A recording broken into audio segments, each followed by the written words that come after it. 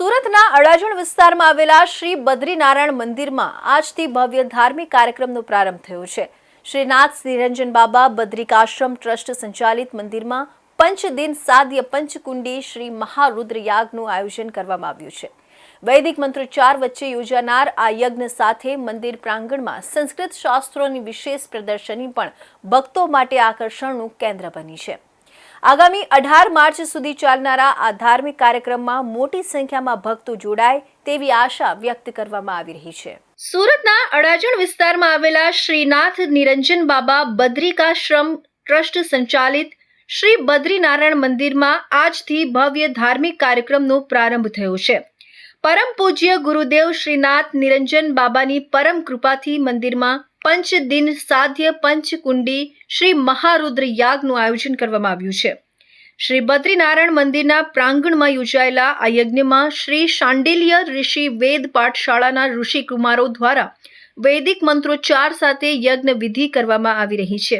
આજથી શરૂ થયેલો આ યજ્ઞ રોજ સવારે 8 વાગે પ્રારંભ થાય છે અને આગામી 18 માર્ચ 2026 બુધવારના રોજ સાંજે 7 વાગે પૂર્ણાહુતિ સાથે સમાપ્ત થશે।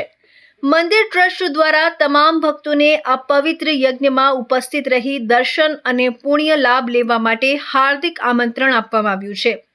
આગામી દિવસોમાં મોટી સંખ્યામાં ભક્તો આ કાર્યક્રમમાં જોડાશે તેવી સંભાવના વ્યક્ત કરવામાં આવી રહી છે। આજે શ્રી નાથ નિરંજન બાબા બદ્રિકાશ્રમ ટ્રસ્ટની અંદર મહારુદ્ર યાગનું આયોજન કરવામાં આવ્યું છે। આ યજ્ઞની વિશેષતા, આ યજ્ઞની અંદર 5,57,757 જેટલી આહુતિ આપવામાં આવશે।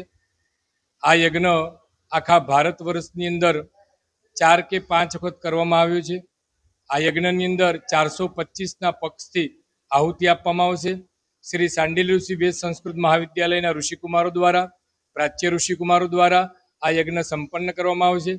આ યજ્ઞથી વિશ્વ શાંતિ પ્રાપ્ત થાય, સમાજનું કલ્યાણ થાય, વૈદિક સંસ્કૃતિ અને સનાતન ધર્મનો ઉદ્ધાર થાય, એ માટે આ યજ્ઞનું આયોજન કરવામાં આવેલું છે।